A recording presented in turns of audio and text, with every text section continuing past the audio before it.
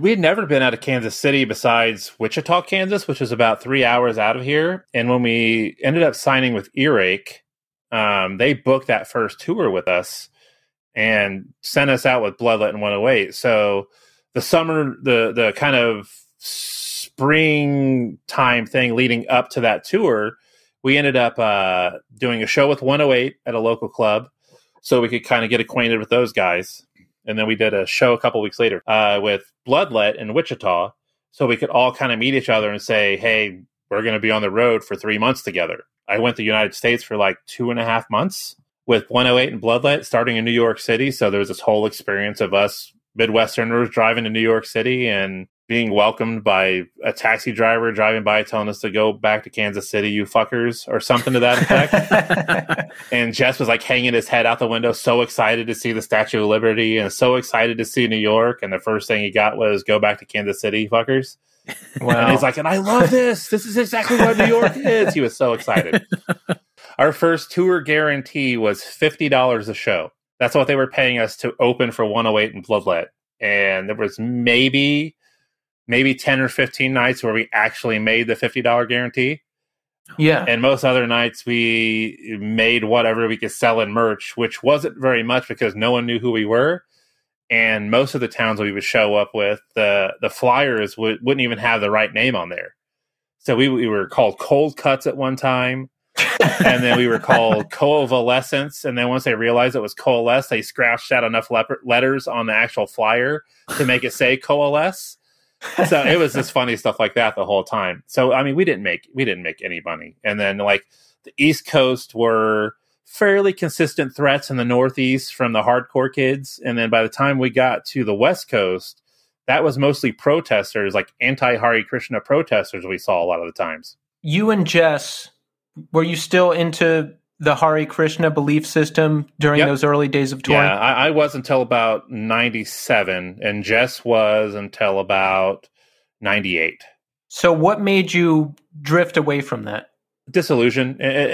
Like I tried several other religions, and I found that while on the surface it seemed a little better on the Hare Krishna side, underneath everything, it was everything that turned me off of the other religious approaches was still there, but just in a different way.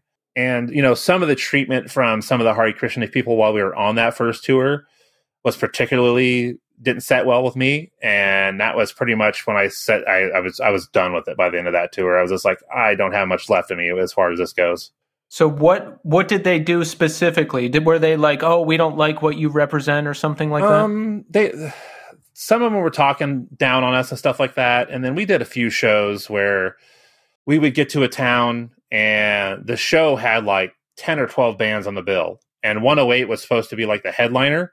And 108 was just like, well, we don't want to go on at 2:00 in the morning. We want an early slot. We're here to represent Hare Krishna. So we're going to take your slot at 5:00 and then we're going to throw you on at 3:00 in the morning when no one's here. Oh. So, and that happened several times. And it got to the point, which if this gets back, I don't know how much it's going to make anyone upset, but basically, we played a festival in Long Island, and our representative from Earache was with us for the last leg of the East Coast tour. And by the time we got to Long Island, we were playing this festival, and they decided they wanted our slot at 2 p.m., and we had to take their headlining slot at 1 a.m. Can't you just say no? They were just like, well, we're the headliners. You make $50 type thing. And they had, 108 had a guru with them, one of their gurus with them at the time, and he was traveling with them. And it was like, well, he's old. He has to, we have to be done by a certain time so we can get him to his meditation so he can go to bed early. And that was like their excuse for that last leg of the tour. Oh my God. And Lou de Coalesce from Earache was just like, no. These kids aren't doing anything. No one knows who these guys are. No one's going to stick around and watch them play at midnight or 1:00. Yeah. So he was fighting it the whole time. And when they just absolutely refused to bend on it, he's like, that's fine. And then the next day was CBGB's. That was the last show of our tour was CBGB's. So he called ahead to CB's and said, we're instating a new policy that if you're not here by 4:00 for load in, that you don't play the show. knowing that they wouldn't make it by 4:00. Yeah. So they drove into the city and they show up at like 5:00 and there's like, no, you guys are off the show. You didn't make it in time.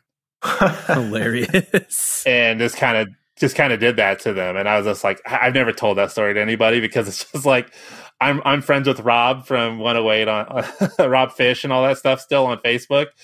And I was just like, I've never told anyone that story before. But yeah, they basically said, no, you don't treat our boys like that. This is what you get. So did they actually not get to play the show? No, they didn't get to play the show. That's awesome, though. Yeah.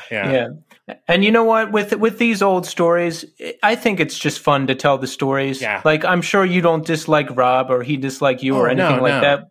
At the what time, happened is like a long time ago. Yeah. And at the time, I was like, that guy's kind of a dick. But, because I'd never been on tour, and he was kind of like the big brother that just kind of roughhoused all of us. Like, he wanted to play, street basketball and, street football, and he was just roughing us all up and all this stuff. That guy's kind of a jerk.